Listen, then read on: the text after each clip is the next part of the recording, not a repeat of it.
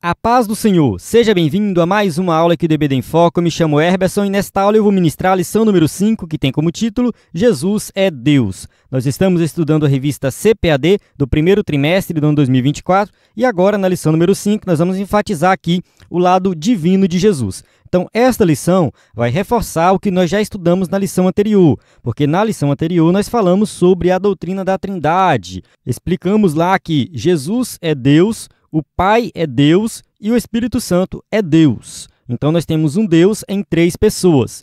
E aqui nessa lição a gente vai repetir algumas passagens bíblicas que já foram estudadas e vamos enfatizar aqui o lado divino, mostrando que realmente Jesus é Deus, com o objetivo de combater algumas heresias que negam a divindade de Jesus. E a principal delas são os testemunhos de Jeová. Apesar do escritor da revista não falar explicitamente dos testemunhos de Jeová, mas nós vamos falar sim, está presente na lição.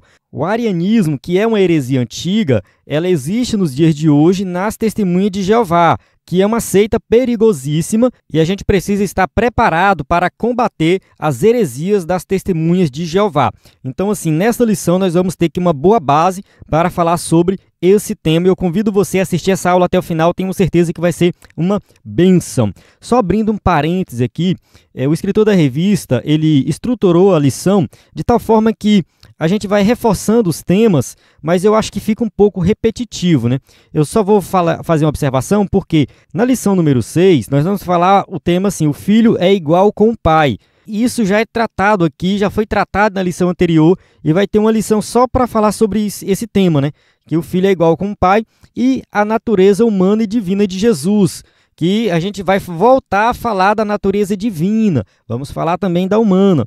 Então, assim, parece que fica um pouco repetitivo. Porém, né, você que acompanha o EBD em Foco sabe que aqui a gente sempre procura trazer novidades. Então, não fique pensando que é a mesma coisa. Não, vai ser a mesma aula aí, lição 4, 5, 6, 7. Não, a gente sempre vai trazer aqui novidades, explicando em detalhes a lição. Então, tenho certeza que vai ser uma bênção, tanto essa lição quanto as próximas. Vou ministrar aula com o nosso slide em PowerPoint, que é 100% baseado na revista, com imagens de qualidade, bem pronto para ser usado. Você pode usar na sua igreja, ministrar uma aula de excelência na EBD da sua igreja com o nosso slide em PowerPoint. Quem é assinante acessa os slides de adultos e de jovens, vários bônus, como slide de escatologia, slide de discipulado, sermões em PDF, curso básico de teologia e cursos de vários temas, uma plataforma completa para você aí ministrar uma aula de excelência na EBD. Só lembrando que os subsídios em vídeo, áudio e PDF são gratuitos. Nós temos muito conteúdo gratuito, eu acho que 70% do nosso conteúdo é gratuito, tem vários cursos gratuitos, então vale muito a pena você acessar o nosso site, ebdenfoco.com, ou enviar uma mensagem no nosso WhatsApp. Então você vai receber um material de qualidade e nós temos grupos também no WhatsApp que você pode receber o material. Se você não participa dos nossos grupos, entre em contato aí no nosso WhatsApp e solicite para entrar no grupo. Tenho certeza que vai ser uma bênção, você vai receber o material em primeira mão. Textuário diz assim: no princípio era o verbo, e o verbo estava com Deus, e o verbo era Deus. João capítulo 1, versículo 1. Então, assim, esse versículo aqui ele é fundamental porque ele deixa bem claro que Jesus é Deus. Ele é o Todo-Poderoso. Ele não é uma criação de Deus, um Deus de segunda categoria, como afirma algumas seitas por aí. Verdade prática, a divindade de Jesus está muito clara e direta na Bíblia, além de ser revelada no seu ministério terreno, na manifestação dos seus atributos e obras divinas. Então, assim, a gente vê que as Escrituras deixam bem claro ali que Jesus, sim, é divino. Ele é um ser divino, ele é o Deus Todo-Poderoso. A leitura bíblica em classe se encontra no Evangelho de João, capítulo 1, do versículo 1 ao 4 e depois do 9 ao 14. Só abrindo mais um parêntese aqui, saiu aí já a divulgação da próxima revista, né, do segundo trimestre de 2025 e nós vamos estudar sobre o Evangelho de João. Então, assim, vai ser uma revista maravilhosa, então vai ter algumas lições parecidas com as lições que estamos estudando agora, no entanto, a ênfase lá vai ser no Evangelho de João como um todo. Então, tenho certeza que vai ser uma bênção também essa próxima revista. Vamos avançar aqui, durante a aula a gente volta nessas passagens para explicar em detalhes. Introdução. O apóstolo João, como judeu monoteísta, instruído na sinagoga, não está apresentando um novo Deus, mas colocando o verbo dentro da divindade dos seus antepassados. Então, quando a gente volta aqui na leitura bíblica em classe, que é João, capítulo 1, versículo 1, que a gente já leu também no textuário, diz assim, ó, no princípio era o verbo, e o verbo estava com Deus, e o verbo era Deus. Então, assim, João está apresentando aqui Jesus como sendo Deus Todo-Poderoso. Jesus, ele é o Filho de Deus. Jesus está ali no mesmo patamar que o Pai. Ele não é inferior e nem é superior. Então, Jesus é Deus, o Pai é Deus e o Filho é Deus. Então, isso está bem claro nessa passagem, porque ali ele apresenta Jesus como Deus. O apóstolo não admitia, em hipótese alguma, outra divindade, senão só e somente só o Deus Javé de Israel. Então, a gente pode assim, ter certeza que João não é politeísta, ele não adorava vários deuses, não, ele adorava um único Deus, que é o Deus de Israel, o Deus Javé, o Deus Jeová.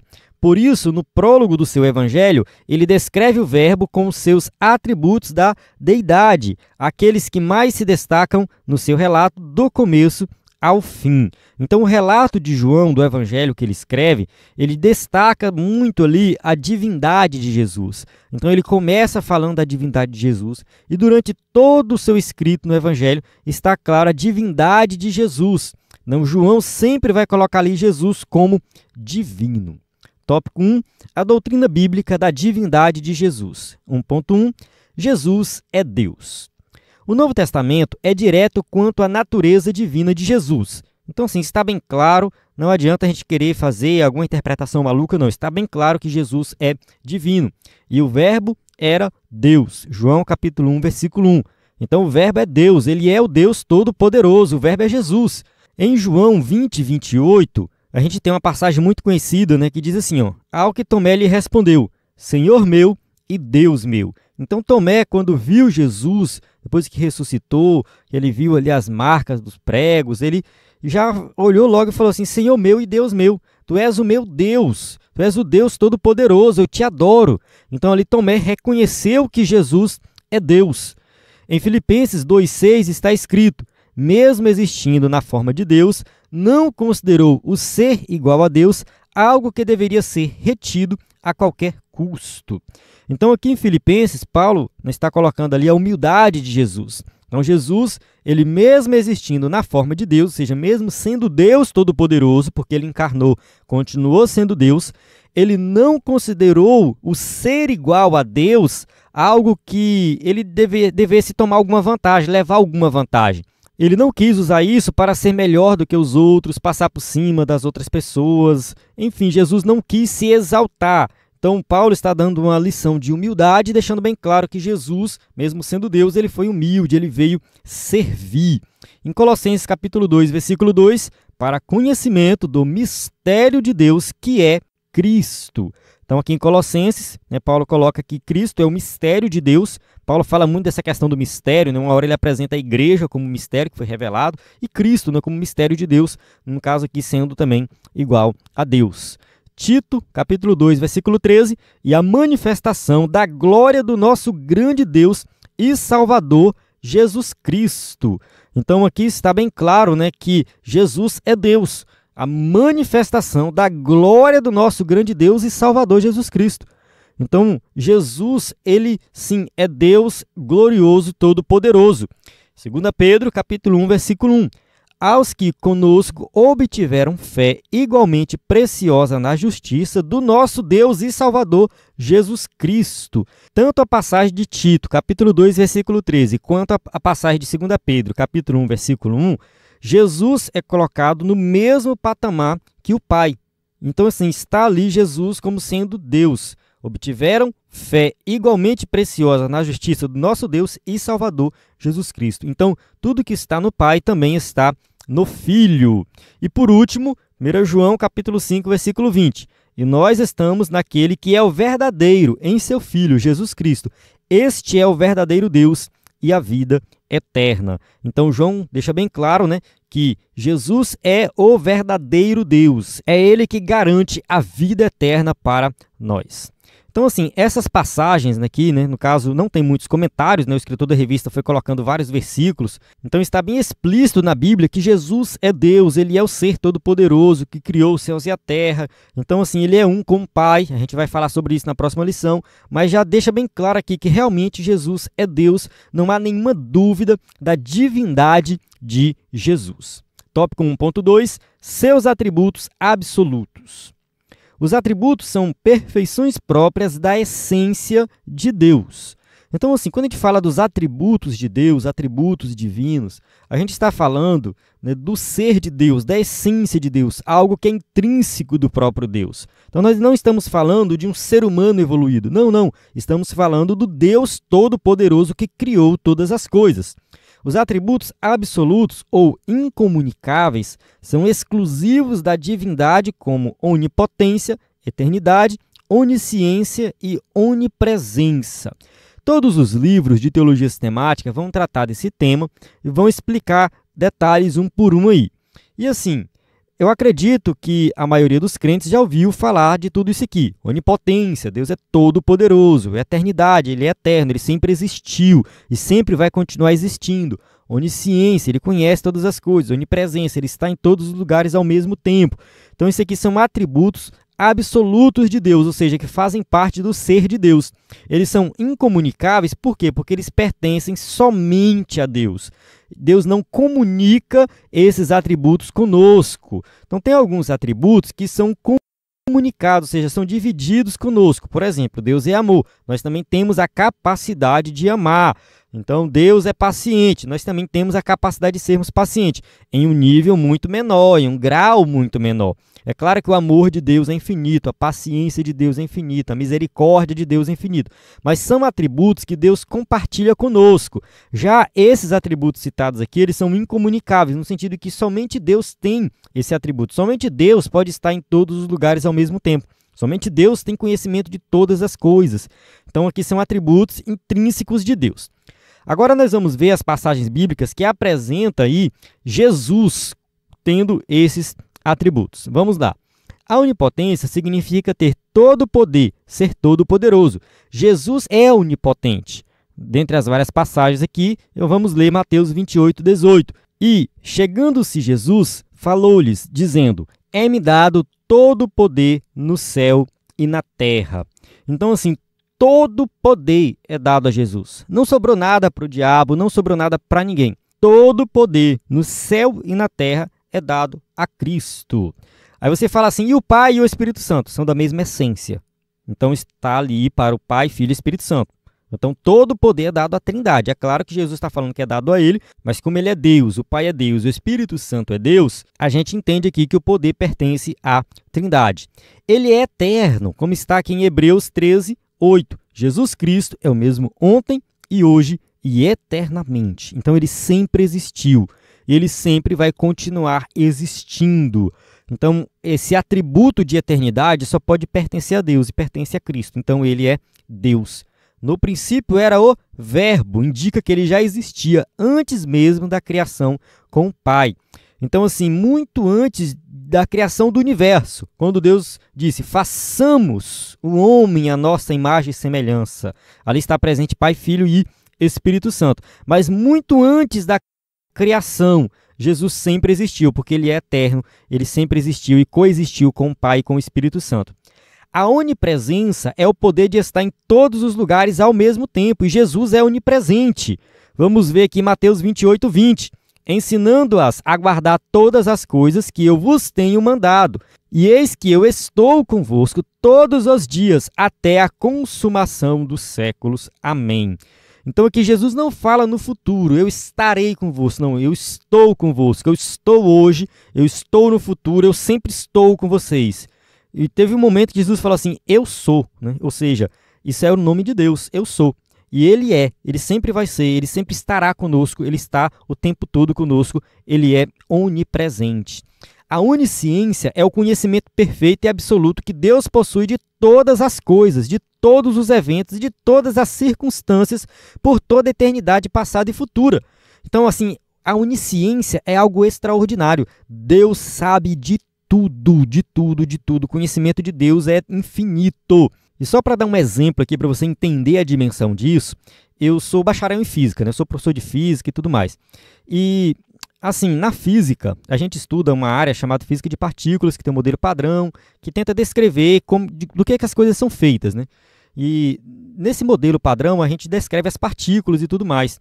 No entanto, O conhecimento que nós temos, né, que é chamado de conhecimento da matéria bariônica, que é a matéria que a gente vê, que a gente pega, corresponde somente a 4% de tudo que existe no universo. A matéria escura e a energia escura correspondem a 96%. E os físicos chamam matéria escura e energia escura porque eles não sabem o que é. Tanto que alguns físicos não gostam muito da palavra matéria escura, eles preferem matéria desconhecida e energia desconhecida. Então, 96% do que o universo é feito, os físicos não sabem, não têm a menor ideia do que seja. Não têm a menor ideia. O que nós conhecemos e estudamos só corresponde a 4%.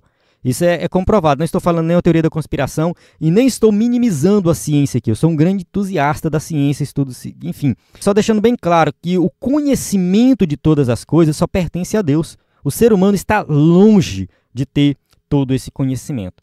Jesus possui esse atributo. Vamos ler aqui Mateus 17, 27. Mas, para que os não me escandalizemos, vai ao mar, lança o anzol, tira o primeiro peixe que subir e, abrindo-lhe a boca, encontrarás um estate. Toma-o e dá-o por mim e por ti. Aqui é o contexto que Jesus está falando ali da questão de pagar tributos e tudo mais, né? E aí Jesus realiza um milagre extraordinário. Ele manda Pedro pescar um peixe. Ele fala assim, Pedro, quando você pegar o peixe, né, o primeiro peixe que você pegar, vai ter uma moeda na boca do peixe. Você vai abrir a boca e vai ter uma moeda. Essa moeda você vai pagar o tributo por mim e por ti. Como que Jesus sabia disso? Como que Jesus sabia que tinha um peixe com a moeda na boca? Que essa moeda surgiu do nada? Será que Jesus criou essa moeda na boca do peixe? Ou alguém deixou a moeda cair e o peixe comeu? Como que foi esse milagre? Nós não sabemos, mas ele tinha esse conhecimento. Eu recomendo você ler todas as outras passagens citadas aqui, que deixa bem claro que Jesus é onisciente. Ele é onisciente, ele sabe de todas as coisas, ele tem todo o conhecimento. Só Deus pode ter o conhecimento de todas as coisas. Muitas pessoas pensam que nós teremos conhecimento de tudo quando chegarmos no céu. A Bíblia não diz isso. Se acontecer, aconteceu, mas a Bíblia não diz. Por isso que alguns teólogos defendem a ideia que no céu nós teremos a eternidade para aprender coisas novas e, enfim, aprender muito mais coisas. E eu defendo essa ideia, porque é bom demais aprender, né? Estudar, aprender coisas novas, ler livros, estudar ciência, estudar teologia, eu gosto demais. Então, assim, nós teremos a eternidade para aprender, porque só Deus sabe de todas as coisas, só Deus tem todo o conhecimento, ele não precisa estudar. Nós sim precisamos, eu acho que isso vai ser realmente uma busca eterna por conhecimento. Mas Jesus é onisciente. Vamos para o tópico 2, a heresia que nega a divindade de Jesus. Então a gente viu aí no tópico 1 que Jesus é divino, que ele é um ser todo-poderoso, onipotente, onipresente, isso está nas Escrituras. Agora a gente vai estudar sobre as heresias. 2.1, arianismo. Os primeiros a negarem a divindade de Jesus foram os ebionitas, seguidos pelos monarquianistas dinâmicos, mas a heresia principal que abalou os fundamentos da igreja foi o arianismo. Então a gente vai falar aqui bastante do arianismo.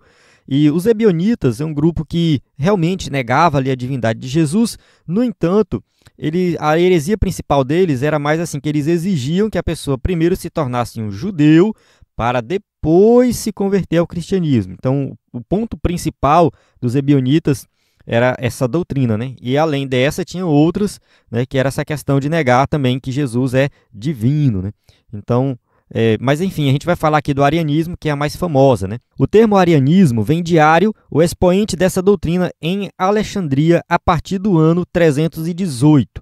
Então, assim, Ário, né, foi esse homem que defendeu essa ideia de que Jesus foi criado, né? Então, ele negava a divindade de Cristo e o considerava como um Deus de segunda categoria. Então, do ponto de vista de Ário, Jesus ele não era o Deus todo-poderoso. Não, Jesus ele foi criado por Deus, tinha poder, ele tinha influência, mas ele não era o Deus todo-poderoso. Aí, no caso, era um Deus de segunda categoria.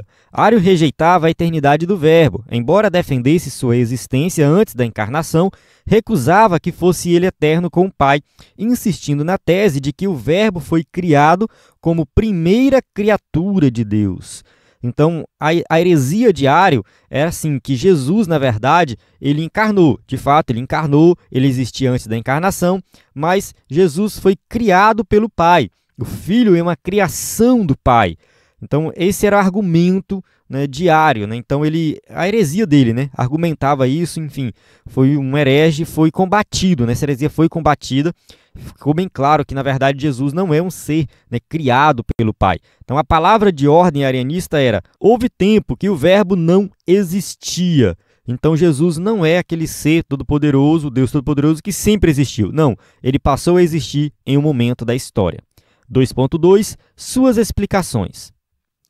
Ario e seus seguidores pensavam as Escrituras aqui e acolá em busca de algumas passagens bíblicas para dar sustentação às suas crenças.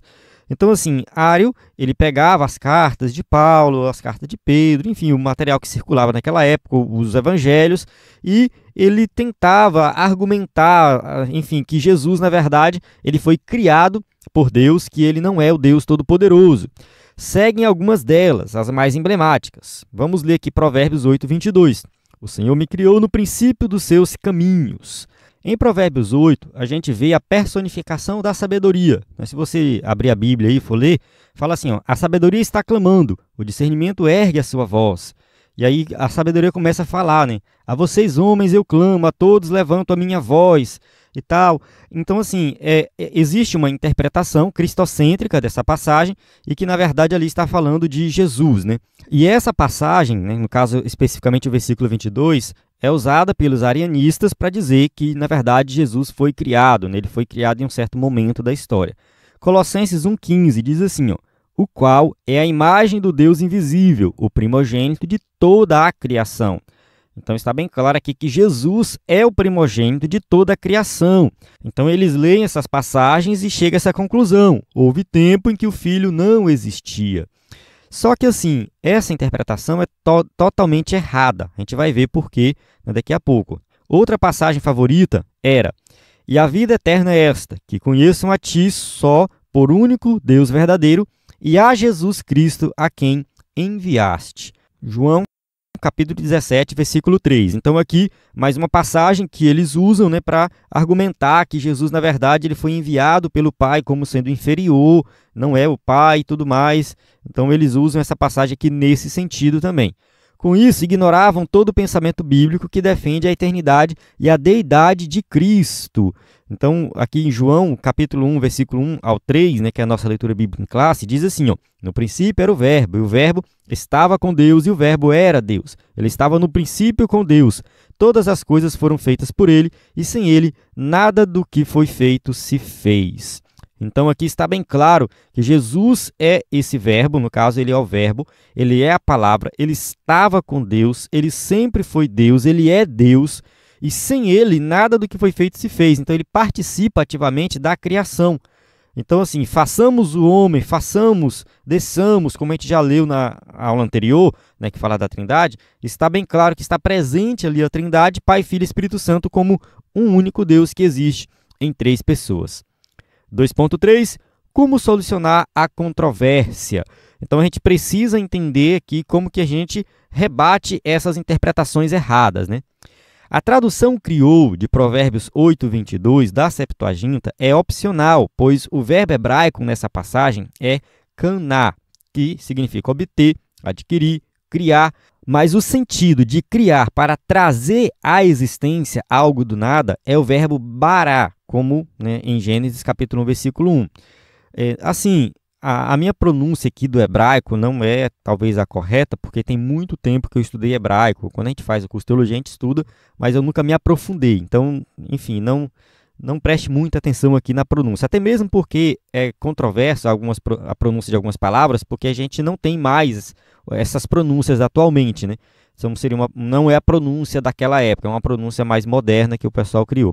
Fazendo essa observação, aqui a gente pode deixar bem claro, né, que a tradução do hebraico para o grego, né, no caso, essa tradução é chamada de Septuaginta. Tá? Então, a Septuaginta é a tradução do Antigo Testamento, que está no original hebraico, para o grego. Então, nessa tradução, né, usou-se essa palavra que criou. No entanto, criou aqui não é criar do nada, tá? Não tem nada a ver com a criação do nada. É no sentido de obter, de adquirir. Então, assim, tem o sentido de criar também, mas não é o sentido de criar do nada, como se Jesus não existisse, ele veio à existência, né, a qualquer momento. Então, eu não vou entrar muito aqui em detalhes nessa passagem, até mesmo porque ali está falando da sabedoria. Então, pode ser uma forçação de barra muito grande, né, querer fazer uma aplicação disso aqui, dizendo que Cristo foi criado de acordo com Provérbios 8:22. Então, é uma passagem que a gente descarta isso por vários motivos. Primeiro, porque fala da sabedoria, e segundo, porque não é bará, não é o verbo de criação do nada, como acontece em Gênesis capítulo 1, versículo 1. O texto de Colossenses 1,15 diz que Jesus é o primogênito de toda a criação e não o primogênito de Deus. E aqui, primogênito de toda a criação, mesmo assim alguém pode argumentar, então ele foi criado primeiro do que tudo e tudo mais. Não. A palavra protokos, que significa primogênito, primeiro, chefe, foi usada pelos escritores sagrados com o sentido de importância, prioridade, posição, primazia, preeminência. Então, se a gente olhar na Bíblia, nem sempre essa palavra está sendo usada no sentido daquele que nasceu primeiro, que foi criado primeiro. Então, assim, no Antigo Testamento, a gente vê que nem sempre o filho que nasceu primeiro é o primogênito. O que é eleito como primogênito, às vezes, é outro, é o segundo. No caso de Abraão, ele teve vários filhos, mas os principais ali, né, Ismael, que nasceu primeiro, Isaac, que nasceu depois. Quem é o primogênito ali? É Isaac, Isaac que herda a promessa. Depois Isaac tem Jacó e Esaú. Né? Quem nasceu primeiro? Esaú. Mas quem foi que herdou a promessa? Foi Jacó. Então, assim, o que foi eleito a primogenitura, no caso de sentido de ter a primazia, né, seu protócolos ali, foi Jacó e não Esaú. Dos filhos de Jacó, ele teve 12 filhos. Apesar dele ter ali puxado a sardinha ali para o lado do José, né, a gente sabe que, na verdade, o primogênito que foi considerado primogênito, né, que puxou a frente da família, foi o Judá. Judá, o Messias vem de Judá, né, o leão da tribo de Judá. E Judá não nasceu primeiro, não estou lembrado agora, não sei se foi Simeão, enfim, teve um outro lá que foi o primeiro. Mas o que foi eleito como primogênito, como aquele que tinha primazia sobre os outros, foi Judá. Então está presente na Bíblia essa ideia de que nem sempre, né, a palavra aqui, protócos, primogênito, traz a ideia de alguém que nasceu primeiro, mas é aquele que está na frente, é o chefe, no sentido de primeiro de liderar. Então, de acordo com Colossenses 1,15, Cristo é o primogênito no sentido de que ele está acima da criação, ele tem preeminência, ele tem tudo na mão dele, ele é dono de tudo. Então é nesse sentido, não é no sentido de ter sido criado. Realmente muitas heresias surgiram a partir de Colossenses 1,15, mas a gente tem que deixar isso bem claro que aqui é no sentido de primazia, posição. Jesus comanda tudo, ele manda em tudo, ele tem tudo nas suas mãos, porque ele é o Criador. Então ele não foi criado em um momento da história. Ou seja, Jesus encarnado tem a primazia na criação, é a imagem do Deus invisível, porque é Deus, ele é o próprio Deus. Conhecer a Deus é o mesmo que conhecer a Cristo, em virtude da unidade de natureza do Pai e do Filho. Então, João, capítulo 17, versículo 3. E a vida eterna é esta, que conheçam a ti só, por único Deus verdadeiro, e a Jesus Cristo, a quem enviaste. Então, conhecer a Cristo é conhecer a Deus. Através do nosso conhecimento de Jesus é que nós chegamos ao Pai. Ele fala em João 10,30, eu e o Pai somos um. Eu e o Pai somos um, nós temos da mesma essência, nós temos o mesmo poder, nós temos o mesmo propósito. Tópico 3. Implicações do arianismo na atualidade. Então a gente vai falar dessa heresia nos dias de hoje. 3.1. A tradução do Novo Mundo. O escritor da revista não citou aqui as testemunhas de Jeová, mas assim, eu achei errado, porque nem todo professor da EBD, nem todo mundo sabe que a tradução do Novo Mundo é a tradução da Bíblia dos Testemunhos de Jeová. Como eu já comentei no começo da minha aula, né, reforçando aqui, as Testemunhas de Jeová é uma seita perigosa, a gente tem que ter muito cuidado com eles, são muito bem preparados, batem de porta em porta, tem todo um trabalho ali, né, de proselitismo, né, no caso, né, que eles chamam de evangelismo e tudo mais, mas na verdade é porque eles acreditam que eles vão alcançar a salvação seguindo as regras da igreja. A salvação para eles não é pela graça, a salvação é participar ali das reuniões, lá no salão, estudar o material, tem todo um estudo que eles têm que fazer, se preparar e sair nas casas. Isso para eles faz parte do processo de salvação. Então é uma seita que nega a salvação pela graça, é uma seita que nega Cristo como sendo Deus, é uma seita que tem um monte de absurdo, né? Eles não participam de festa, de aniversário, de nada disso, eles não votam, se eu não me engano, não sei se eles votam, mas eles não gostam, né, de votar, servir, não doam sangue, enfim, um monte de interpretação errada, um monte de doutrina errada, uma seita muito, muito problemática. A gente precisa saber, né, rebater aí essa falsa doutrina do Testemunho de Jeová. A exemplo do arianismo, há um movimento religioso que usa a Bíblia fora do contexto por meio de uma versão exclusiva das Escrituras, denominada de tradução do Novo Mundo. Então, eles fizeram a própria tradução da Bíblia, que eles tiveram que modificar algumas coisas para se encaixar ali na doutrina deles. Tá? Então, trata-se de uma versão tendenciosa. Se você receber um Testemunho de Jeová, você vai ver que ele vai apresentar ali a Bíblia dele, a tradução dele vai mostrar vários versículos diferentes. Quando a gente mostra a nossa Bíblia para eles, fala, não, mas aqui está escrito assim. Aí eles vão dizer que não, que ali é uma tradução que foi modificada, que foi errada, foi feita errada. Deles é a tradução correta. Veja alguns exemplos de suas falsificações. Vamos ver aqui, ó. E a palavra era um Deus. João capítulo 1, versículo 1. Então, assim, como a gente já viu anteriormente, João capítulo 1, versículo 1, e o verbo era Deus. Eles modificaram. Eles colocaram, e o verbo, no caso aqui a palavra, era um Deus com D minúsculo, como se fosse um Deus de segunda categoria. Então, Deus com D minúsculo, visto que o texto correto é, e a palavra era Deus, ou e o verbo era Deus. Então, isso aqui é o correto, e o verbo era Deus. E eles colocam, era um Deus, uma tradução errada, uma tradução que não faz sentido. Eles gastam muito tempo argumentando, defendendo a ideia de que essa é a tradução correta e tal. Só que isso não existe. Testemunho de Jeová surgiu há, 150 anos atrás, entende? Um grupo, um camarada, acho que é o Russell o nome dele, começou um grupo de estudo da Bíblia e tal, e aí montou aquele grupo independente, começou a fazer previsão da volta de Jesus. É um camarada que tem uma vida toda errada, vários problemas com a justiça, mas aí ele fez esse grupo de estudo que mudou de nome várias vezes, que mudou de doutrinas várias vezes, o movimento cresceu, e aí sempre tem uma motivação financeira, né? Abriu uma editora, né, que é a Torre de Vigia, faz as publicações deles, né, com frequência. A Sentinela é uma dessas publicações, né, aqueles panfletos, tudo mais, aquelas imagens, tá, do céu ali e tal. Então, assim, são várias doutrinas erradas, são várias heresias, eles mesmos modificaram as suas doutrinas, até chegar no formato atual foi um processo. Então, assim, não tem nada de verdadeiro neles, é tudo mentiroso, e eles querem ser melhor do que os outros. Aí simplesmente pega a Bíblia, faz a tradução deles, diz que a deles é certa e o restante está tudo errado. Isso não faz o menor sentido, eu não sei por que tem gente que acredita nisso ainda. Vamos avançar aqui e ver que tem muito mais passagens bíblicas que deixam bem claro que Jesus é Deus. Tito 2,13, o grande Deus e o nosso Senhor Jesus Cristo. E 2 Pedro, capítulo 1, versículo 1, nosso Deus e Salvador Jesus Cristo. Então, essas passagens, né, dizem, né, que Jesus é Deus. Ele está ali, né, no pé de igualdade com o Pai.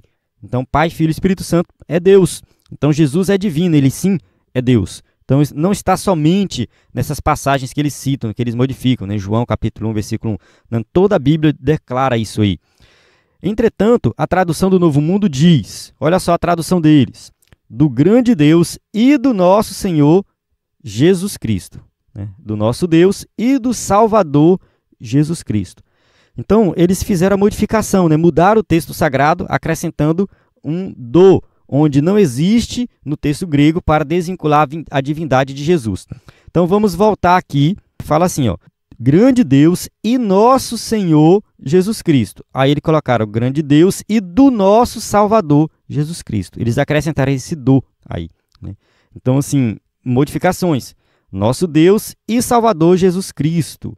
Do nosso Deus e do Salvador Jesus Cristo. Só que aqui o texto, né, voltando para o texto verdadeiro, nosso Deus e Salvador Jesus Cristo. Ou seja, Jesus é Deus. Está claro aqui, Jesus é Deus. E eles colocaram do nosso Deus e do Salvador Jesus Cristo. Então, modificações que eles fizeram na tradução, às vezes um pouco sutil, mas que, né, tem como objetivo defender uma doutrina falsa. 3.2, os movimentos orientais. Então, esse aqui é um movimento específico, né? Movimento aí dos Testemunhos de Jeová. E os movimentos orientais são outros movimentos. Nenhum deles reconhece a divindade de Jesus, e para os panteístas, monistas, não existe trindade nem Jesus. Então, quando a gente ouve falar de religiões orientais, existe toda uma gama de religião aí. No caso, tem o hinduísmo, que é da Índia, né? Não é, enfim, tem uma certa independência. O hinduísmo e o budismo são religiões mais antigas. Mas aí tem o shintoísmo, Hare Krishna, Seichonoye, dentre outras, né, religiões e filosofias orientais. Que o objetivo aqui não é falar mal, não é minimizar, não é isso. É que nós estamos falando de Jesus, da Trindade, da divindade de Jesus. E para essas religiões, assim, Jesus foi só uma pessoa comum, para a maioria delas, entende? Jesus foi uma pessoa comum, quem sabe alguém iluminado, alguém que alcançou ali o nirvana, alguma coisa do tipo, mas eles não tratam Jesus como um ser divino, como Salvador. Tá? Para eles, Jesus não é o Salvador. Então, o movimento Hare Krishna, por exemplo, nega a divindade de Jesus e nem acredita que ele seja o Salvador, pois vê o Senhor Jesus como um mero guia espiritual e uma das inúmeras encarnações de Krishna. Então, assim, eu fui estudar um pouco sobre esse movimento, fui dar uma lida, é uma confusão, uns falam uma coisa, outros falam outra coisa. Eles têm um mantra, né, Hare Krishna lá e tal, aquela coisa toda. Segundo eles, quando fazem, né, falam esse mantra, eles se aproximam, né, de Deus, enfim, da divindade. Então, assim, é muito abstrato, né, o que eles chamam de Deus. Isso acaba sendo adotado como uma filosofia de vida. Enfim, para eles, Jesus não é nada demais, nada especial. Alguns dizem que é uma encarnação de Krishna, outros dizem que Jesus simplesmente foi um ser iluminado, Jesus foi especial e tudo mais, né? Assim, mas não chega a aceitar Jesus, né, como Salvador, crer que ele é o Salvador e morreu pelos nossos pecados. Então, movimentos orientais, né, a gente tem que ter todo um respeito pela cultura oriental, ninguém está criticando aqui e tudo mais. No entanto, a gente sabe que, do ponto de vista religioso, eles não veem Jesus como Salvador. Vamos para o tópico 3.3, outros grupos, né? Falar aqui de outros grupos. O Jesus do Alcorão é um mero mensageiro, não é reconhecido como Deus, nem como Filho de Deus, nem como Salvador, nem morreu e nem ressuscitou. A gente já falou disso anteriormente, né? Para os muçulmanos, né? No caso que está no Alcorão, é que Jesus ele foi um profeta, mas ele não chegou a morrer na cruz do Calvário, a morte dele foi meio que aparente ali. Tá? Alguns dizem que um sósia morreu no lugar dele e tudo mais, eles negam o sacrifício de Cristo, eles negam que Jesus é Deus, então do ponto de vista dele, Jesus não é Deus, tá? Foi simplesmente um profeta, um mensageiro de Deus, mas ele não é Deus, não é o nosso Salvador. Então eles negam, né, por completo aí a divindade de Jesus. As religiões reencarnacionistas recusam a deidade absoluta de Jesus, a sua ressurreição dentre os mortos, não reconhecem a sua singularidade, né? Então, assim, a gente vê vários movimentos que acreditam na reencarnação. Algumas das religiões orientais acreditam na reencarnação, o budismo, o hinduísmo, mas também religiões aqui locais, né, acreditam na questão da reencarnação. Não existe uma religião especificamente que fala da reencarnação, né? O espiritismo, que é mais famoso aqui no Brasil, é uma dessas religiões, mas tem várias outras que acreditam na questão da reencarnação e, consequentemente, negam por completo a divindade de Jesus. O Jesus deles não passa de mais um médium ou um dos grandes mestres e filósofos. Então essa é a visão deles quando se fala de Jesus Cristo, né? Eles não têm Jesus ele como Salvador, como um ser todo-poderoso, como nós acreditamos. No entanto, a Bíblia nos mostra que Jesus é muito mais. É o Deus em forma humana. Efésios capítulo 1, versículo 21. Acima de todo principado e poder, potestade e domínio e de todo nome que se nomeia, não só neste século, mas também no vindouro. Então o nome de Cristo é colocado acima de tudo que existe, toda a criação, de tudo, não somente hoje, mas para sempre, por toda a eternidade. Então sim, ele é Deus. Romanos 9,5, dos quais são os pais e dos quais é Cristo, segundo a carne, o qual é sobre todos, Deus bendito eternamente. Amém. Então Romanos 9,5 está bem claro que Jesus é sobre todos, ele é Deus bendito, para todo sempre. Então Jesus sim é Deus. Então aqui a gente chega no final, já vamos entrar na conclusão, e eu esqueci de avisar no começo, né, que eu vou deixar disponível material para você estudar sobre alguns temas aqui que a gente, né, falou, Testemunho de Jeová, vou deixar um material sobre o Testemunho de Jeová, né, vai estar lá disponível, vou enviar nos nossos grupos. O material que a gente tiver extra aqui de livros de teologia sistemática, que fala da divindade de Jesus, eu vou colocar disponível também. Então você vai ter muito conteúdo de qualidade para estudar e se aprofundar nesse tema. Conclusão. Diante do exposto, a conclusão bíblica é que somente Deus pode salvar, somente Ele é o Salvador. Se o Senhor Jesus não é Deus, logo não pode ser Salvador. Então, negar a divindade de Jesus é negar a salvação. Então é isso, né? Muito séria essa doutrina. Então, se nega a divindade, nega a salvação por completo. Então, assim, testemunho de Jeová, seita perigosa, estão seguindo Jesus errado, estão no caminho errado e vão parar no céu errado. A gente acredita que Jesus é Deus Todo-Poderoso, Criador de todas as coisas, e somente sendo Deus é que ele pôde, de fato, ali executar o plano de salvação, morrer na cruz do Calvário e pagar o preço que nós não temos a capacidade de pagar. Então eu encerro aqui, mas que fique bem claro na sua mente, nós cremos no Jesus que é Deus. Chegamos aqui no final da aula, né, com as perguntas para quem vai usar o slide na igreja. E mais uma vez, reforçando o nosso site, ebedenfoco.com, que você pode acessar, baixar o material de qualidade. Você pode baixar o slide PowerPoint, né? Quem é assinante acessa os slides de adultos e jovens, vários bônus também. Então, na plataforma EBD em Foco, você tem tudo o que precisa para ministrar uma aula de excelência na EBD. A paz do Senhor, até a próxima aula.